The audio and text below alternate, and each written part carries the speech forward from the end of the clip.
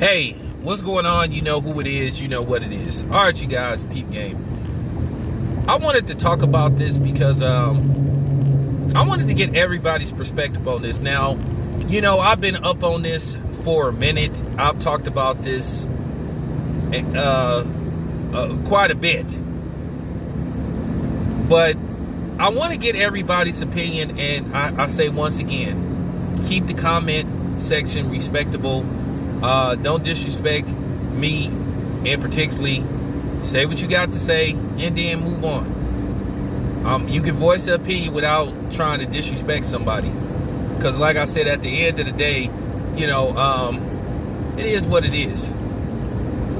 But I want to talk about this particular subject that's now going on. I see Ice Cube's name is starting to trend, and I'm gonna tell you what I believe a lot of this is about and where this is coming from. Now, for some reason, money issues are coming up, or what people was paid for a movie that was put out 26 years ago, going on 27 years, you know, once 2022 happens. Keep in mind, Friday was put out, I think, in 1995. So this movie is going on 30 years since it came out. Okay? But now we got people, basically to a certain degree, or the way these videos are being put out, making it look like people are complaining about what they were paid to be in that movie. And to a certain degree, it's coming across. Now, people are asking the question, did Ice Cube rip these people off? Or is it coming across as people are complaining and just coming across as ungrateful? I'm going to let you guys decide. I'm going to give my personal opinion of what I think of it, and then I want to see what everybody else thinks. Because I'm going to get deep with this. I have to admit, sometimes in our community, it is this stigma and this notion when it comes to doing business with other blacks, that sometimes you supposed to always get the hookup. Why don't we have the marriage system in our community? And I do believe in having standards, and I believe in the marriage system. Now, I do believe in hooking people up, receiving a hookup, and giving a hookup. But when do it come to a point to where you are trying to take advantage? See, this is the thing. You never hear these actors holler about what they get paid when they work on a project by Quentin Tarantino or Martin Scorsese or guys like that. You know? But when it comes to a project that's put out by us, then all of a sudden we start hearing about, oh, well, I got paid this, I should have got that, he didn't want to do this, she didn't want to do that. You hear this a lot. It's always this notion that you're supposed to get the hookup. I've talked about this on several occasions, why a lot of times black-owned businesses don't survive. Either it's the people that run it, or the so-called people that call themselves trying to endorse it, embrace it. So I'll try to look at this from all perspectives. But like I said, I'm going to tell you where a lot of this stuff is coming from, where I believe this is coming from with this whole Ice Cube thing. Now, I want you to look at all the people that was in that first Friday movie. From Regina King, Meagan Good, Chris Tucker, Bernie Mac, Tiny Lister, rest in peace, Joh Witherspoon, the brother that played Miss what's her name? Miss Parker's wife. That brother. For the most part, everybody that participated and was featured in the first Friday movie went on to bigger and better things and has continued to work. Look what has happened with Regina King.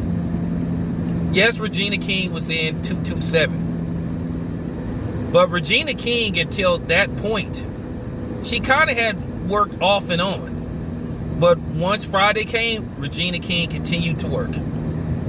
TV series after TV series, movie after movie, went on to direct a great movie that came out earlier this year, A Night in Miami. Awesome movie.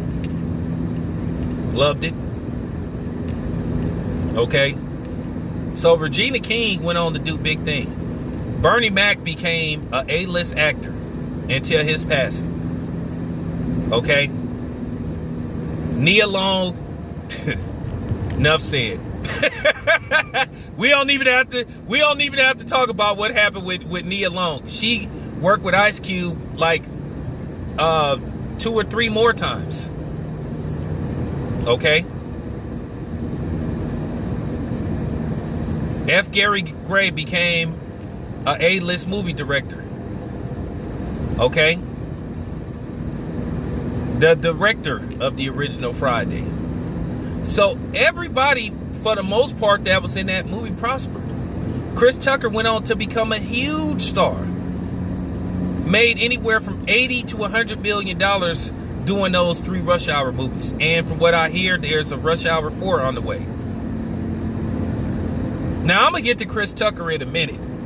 I'm going to do a separate video with Ice Cube versus Chris Tucker. Well, I don't want to make it an Ice Cube versus Chris Tucker. But I just want y'all to peep that out. Once again, this is a movie that was made on a $2.2 million budget with relatively unknown or, actors and actresses you kind of seen in certain things, a little bit of stuff.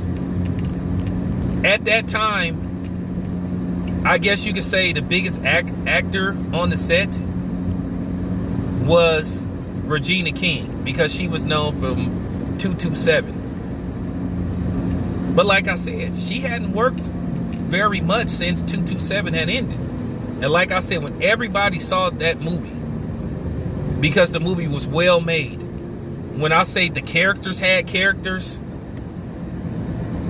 and you got to understand, this is a movie that was written by a rapper and a DJ / producer that put this together. So this is what I'm saying.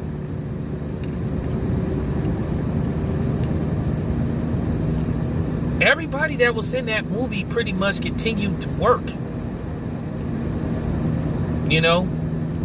Some of them are no longer here with us, and that's unfortunate, but it led to bigger and better things. So they need to think about that perspective. Yes, Chris Tucker went on to make a lot of money doing those Rush Hour films, but guess what? If he's not cast in Friday, he may not get presented with that opportunity.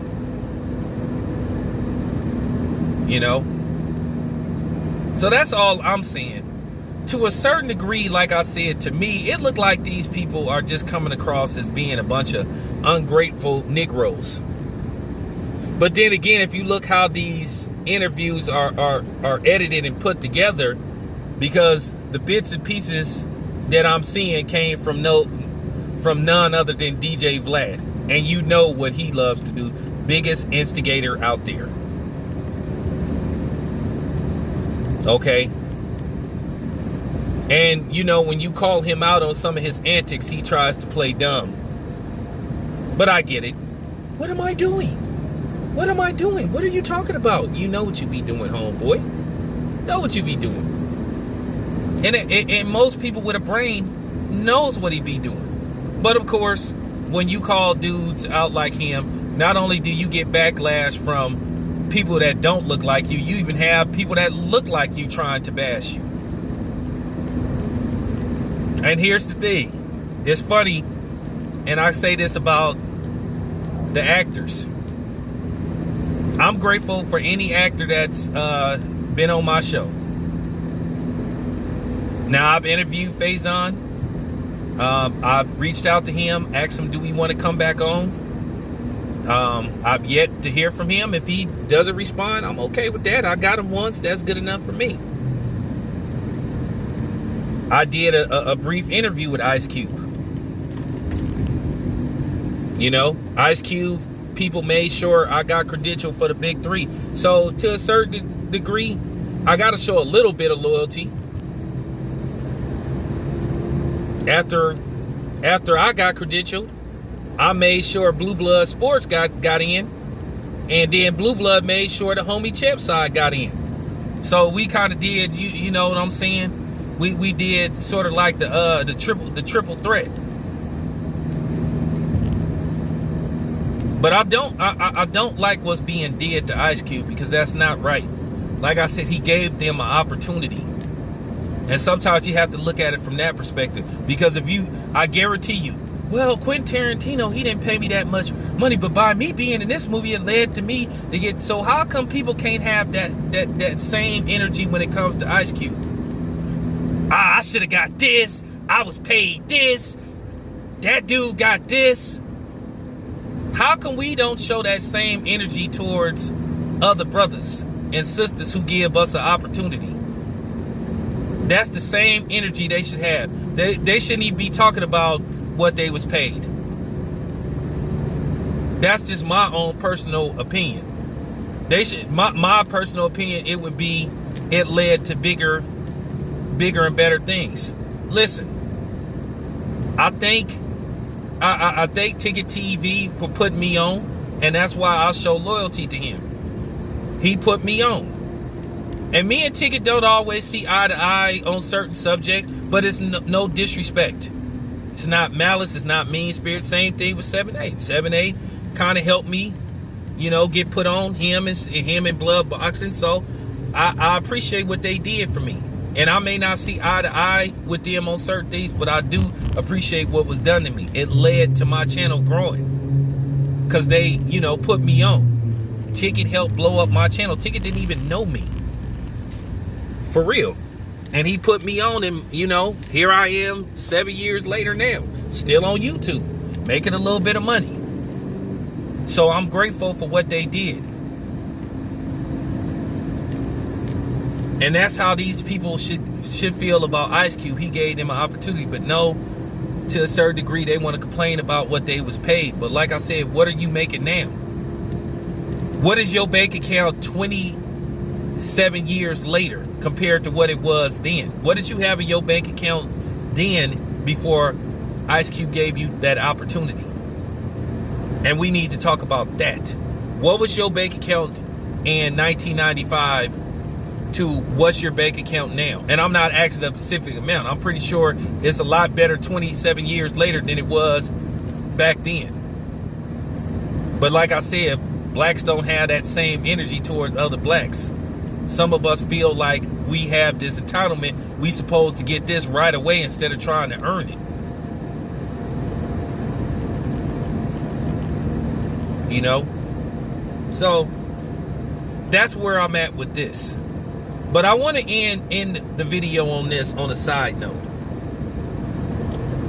Don't y'all find this a little bit strange that now all of a sudden people are starting to come for Ice Cube, since Ice Cube walked away from a movie that was going to pay him upwards of $9 million because Ice Cube said, hey, I don't want to take the potion to be in this movie.